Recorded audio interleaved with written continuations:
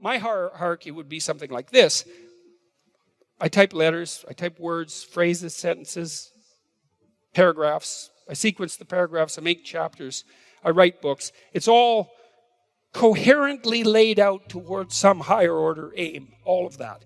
And the aim is, as far as I'm concerned, to share my clinical knowledge and to educate people. And that makes sense because I'm a clinician and a researcher and a professor. And so if I was going to do that, I've decided I'm going to do that. So that's what I'm doing. And hopefully that's a good thing. And hopefully people respond to it as if it's a good thing, because then that's a good thing for me and it's a good thing for them. And so that seems to be like the very definition of a good thing. And I'm trying to set things straight, right? I'm trying to set myself straight by writing carefully. I'm trying to set the culture straight by saying what I believe to be the case. I'm trying to set other individuals straighter by communicating with them. I'm trying to ensure that we can live more harmoniously in our culture and in the world. And you think, well, those are good things to have at the outermost reaches of your value hierarchy. You know, my friend of mine was talking to me about bricklayers the other day, and he's trying to restructure a major company at the moment. And we were talking about how to motivate people. He said, well, let's say you're a bricklayer. It's like, you know, one damn brick after another. How are you going to be excited about that? Well, let's say you're a medieval bricklayer, right? And it's 1500, and you're working in one of the great early Renaissance cities in Europe.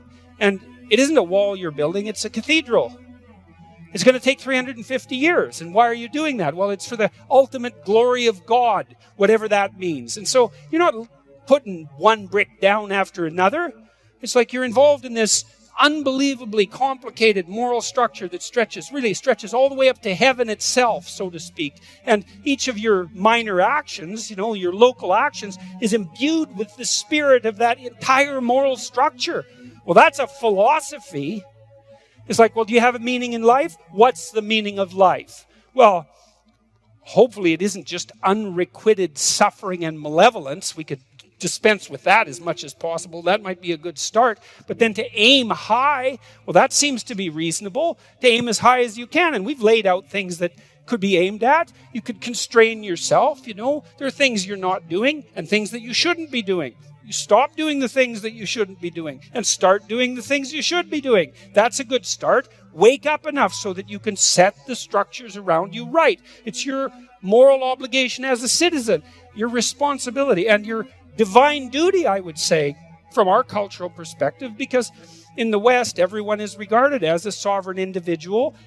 The fate of the state, a sovereign individual on whose shoulders rests the fate and the health of the state, right? That's the fundamental presupposition.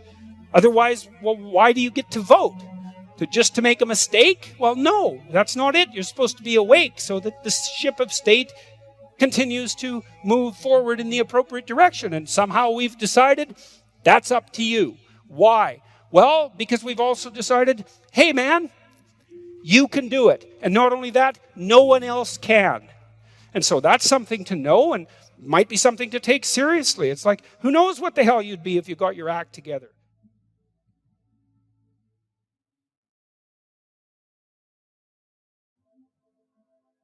Be a force to contend with, You'd have constrained the malevolence in your own soul, and you'd have started to take advantage of the potential that's around you and to build yourself out of that potential into God only knows what, And then maybe with that wisdom you can set the structures around you in order, at least more in order than they are, or maybe to disintegrate them a bit when they need it and to restructure them so they're even better than they are. And you can push back nature in its horrible form and invite it forward in its positive form and make things better for you and for your family and for your community. And you can approach the unknown itself and you can explore that, the potential that's out there. And you can bring back the treasure that's part of the unknown potential. And you can distribute that.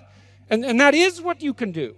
And then not only that's what you need to do, because you need to have a meaning in your life, an aim, a value structure that's of sufficient potency and magnitude to justify the limitations and the trouble that life constitutes, right?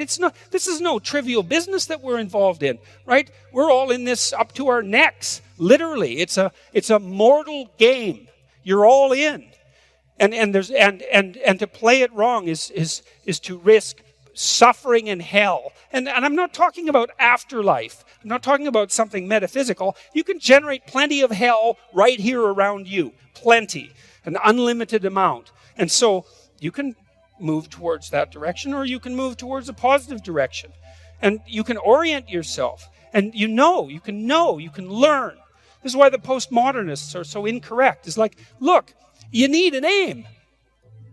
You need an aim. You cannot organize the way you look at the world without an aim. It's not optional. And then the question is, well, what should the aim be? Well, probably not to radically increase the amount of misery and suffering that you experience in everyone else. I mean, maybe you want to go that route,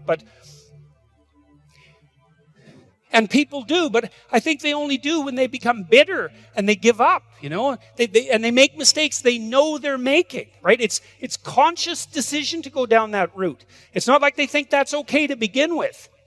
Their aim's wrong. It's like, straighten out your aim. So there's an old idea, this idea of sin. Sin is a word that was derived from a Greek word, hamartia. And hamartia is an archery term, and it means to miss the target. And so you think, well, how can you miss the target? Well, you have no weapon. Well, then you miss the target. You have no target. You have no aim. Well, then you miss the target. You don't pick up your bow. Well, then you miss the target. You don't draw it back. Then you miss the target. You don't practice and miss many times, right? Because you have to do that to develop the skill to hit the target. So you're not willing to take the risk to miss. You do none of that. And so you miss the target. And that's the sin. And then you miss your life. And then what happens around you is that, well, there's far more hell than there has to be, and there's much less heaven than there could be. And it's on you. And that's part of your, what would you say, your divine value, let's say, that sets you aside along with everyone else as something, someone, some being that even the law itself has to respect intrinsically. And that's marked out in our culture by the sovereignty that you possess and the notion that there's something in you that's made in the image of God, something that can confront the unknown and to create habitable order out of chaos and potential, and to do that properly. And that's all true as far as I can tell. And it's all necessary to know. It's coded in the deepest stories that are at the base of our culture. And we're in danger of not understanding them and not believing them. And it's a big mistake because they're heavy and profound and weighty and fundamental and necessary. Because you have to stand on something that's solid, or everything is sand and you fall in and you're done. And so is everything around you.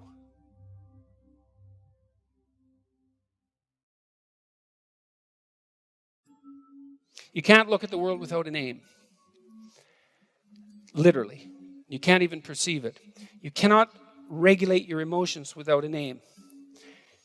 The better your aim, the more precise your aim, the more elevated your aim.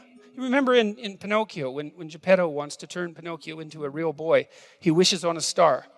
It's a strange thing, eh? But everybody just accepts it. It's like, well, yeah, if you've got a puppet, you just made a puppet, and you want to turn it into a boy, the logical thing to do is open the window and wish on a star. Everyone knows that. It's like, none of that makes the least bit of sense, obviously, except metaphorically, but we do understand it because we can watch that and it makes sense. There's something magical about it. And there is something magical about it. Because the truth of the matter is that if you want to transform something that's nothing but a wooden-headed puppet into something that's a fully functional, autonomous, moral, autonomous individual, then what you do is you elevate your eyes above the horizon to the highest point of light that you can perceive, and you aim at that. And that works. And that works for you, and it works for your partner, and it works for your children, and it works for the world.